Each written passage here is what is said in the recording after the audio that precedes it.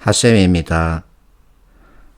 오늘은 화폐 유통 속도라고 하는 경제 이론과 주택 가격이라고 하는 현실의 경제 문제를 서로 연결해서 우리가 무엇을 짚어야 하는지 살펴보기로 했습니다. 한 달 전입니다. 어떤 신문이 돈 유통 속도에 대해서 다루고 있죠. 자, 이와 같은 통계 그래프를 제시하면서 설명하고 있습니다. 어제입니다.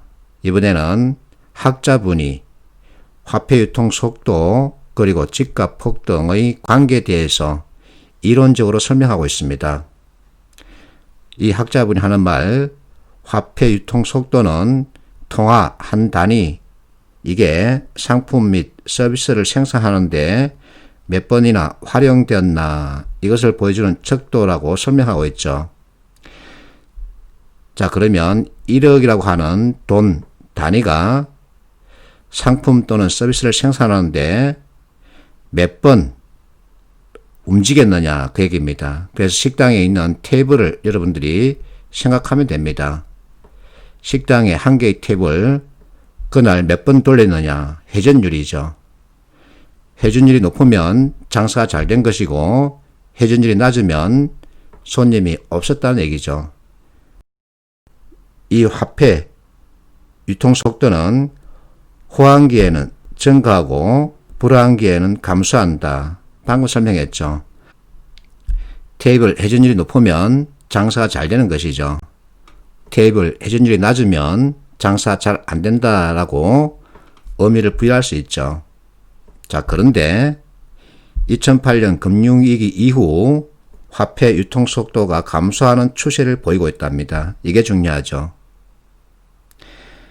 자, 화폐 유통 속도가 떨어지는 그 이유는 양적 완화를 필두로 급격한 통화 팽창으로 통화 한 단위의 활용 빈도가 상대적으로 감소하기 때문이다. 자, 어떤 식당이 있습니다. 맨 처음에 테이블 5개 가지고 시작했습니다. 근데 이 식당이 욕심을 내면서 테이블 숫자를 10개로 늘렸습니다. 자, 이 식당에 들어오는 손님은 고정되어 있는데 테이블 수가 늘어나면 이 테이블 회전율은 줄어들겠죠. 같은 얘기입니다. 자, 이 같은 화폐 수량과 물가와의 관계를 설명하는 이론이 피셔의 교환 방정식이죠. 이 방정식을 다시 전환하면 V는 N분의 PT 이렇게 표현할 수 있죠. V는 화폐 유통 속도입니다. M은 통화량, P는 물가, T는 거래액입니다. 결국 이 T는 GDP라고 볼 수 있습니다. 자, 지금 우리나라 경기 상태는 GDP 생산은 유지 또는 하락이죠. M은 엄청나게 많이 늘었습니다. 누구나 알고 있죠. 분모가 엄청나게 커지면 전체 값, 화폐 유통 속도는 떨어지게 되어 있죠. 그래도 어느 정도 밸런스를 맞추기 위해서는 P가 엄청나게 튀어야 합니다. 근데 지금 우리나라 소비자 물가는 그렇게 오른 측면이 아니죠.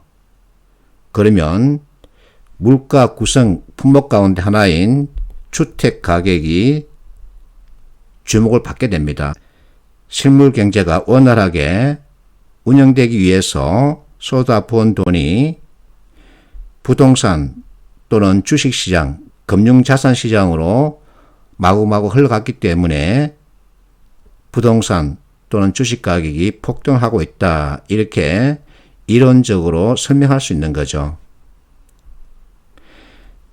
자, 돈의 흐름에 대한 얘기입니다. 유동성 이익이란 돈이 돌지 않는다, 그 얘기입니다. 돈이 돌지 않으면 경기가 위축되기 때문에 정부가 시장에 개입해서 돈을 뿌리죠. 그것을 양적 완화라 그럽니다. 시중에 있는 채권을 매입하면서 현금을 주죠. 그러면 채권 가격이 올라가면서 이자율은 떨어집니다.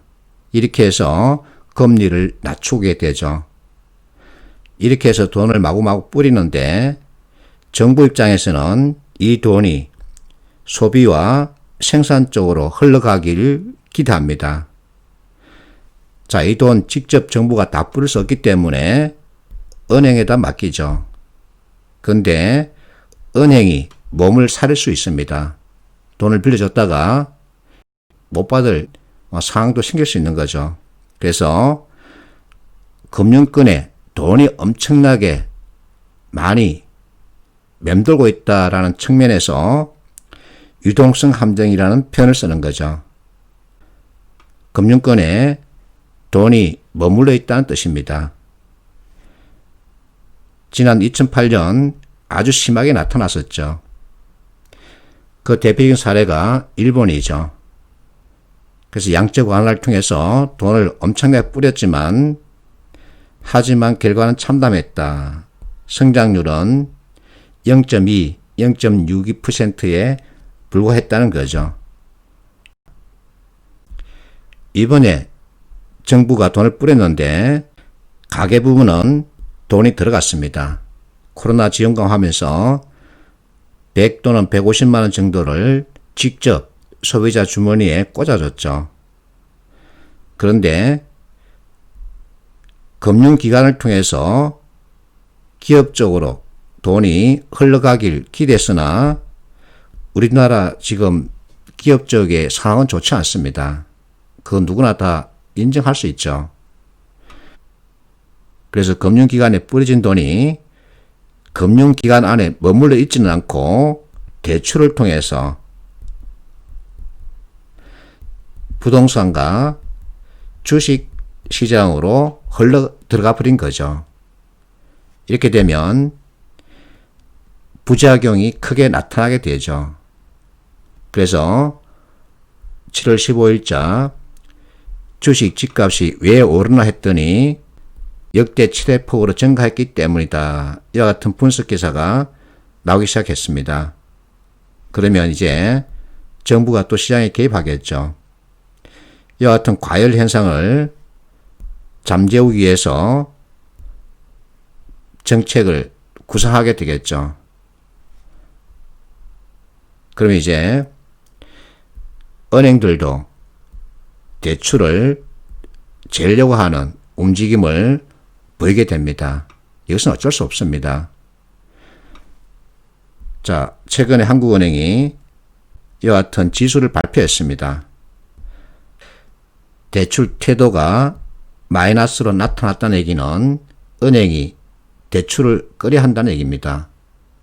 이렇게 금융기관이 대출을 옥죄면 이제 경기 순응성이라고 하는 기사가 등장하게 됩니다. 경기 순응성은 경기가 좋을 때는 리스크에 대한 인식이 낮기 때문에 은행들이 대출을 마구마구 뿌리게 되죠. 그런데 경기가 좋지 않으면 은행들은 돈을 떼일 염려가 있다 하면서 대출을 축소하려고 그러죠. 대출 축소까지는 좋은데 이미 대출해준 돈을 회수하려고 덤빕니다. 그러면 경기는 더욱더 악화되게 되죠. 이와 같은 현상을 경기 순응성이라고 합니다. 그래서 경기가 좋을 때는 은행들이 대출을 부추깁니다. 그러면 원래 경기는 이 상태여야 되는데 은행들이 시장에 개입하면서 거품을 이만큼 만들어낸다는 얘기죠.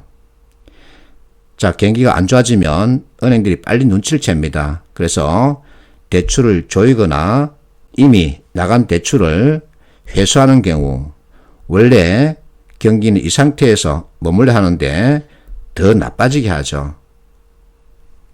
그래서 금융기관에 의한 경기 과열, 경기 냉각 이와 같은 현상을 설명해 주는 이론이 경기 수능성입니다. 자, 그러면 경기 하강 국면 조짐이 나타나면 언론이 금융권에 던지는 표현이 있습니다. 우리 속담입니다. 그나마 경기가 안 좋은데 은행 너희들이 대출을 축소하거나 이미 나간 대출을 회수하는 경우 경기는 더 나빠진다. 이럴 때일수록 이와 같은 것을 해야 한다 라고 언론이 한마디 툭 던집니다. 그것이 무엇일까요?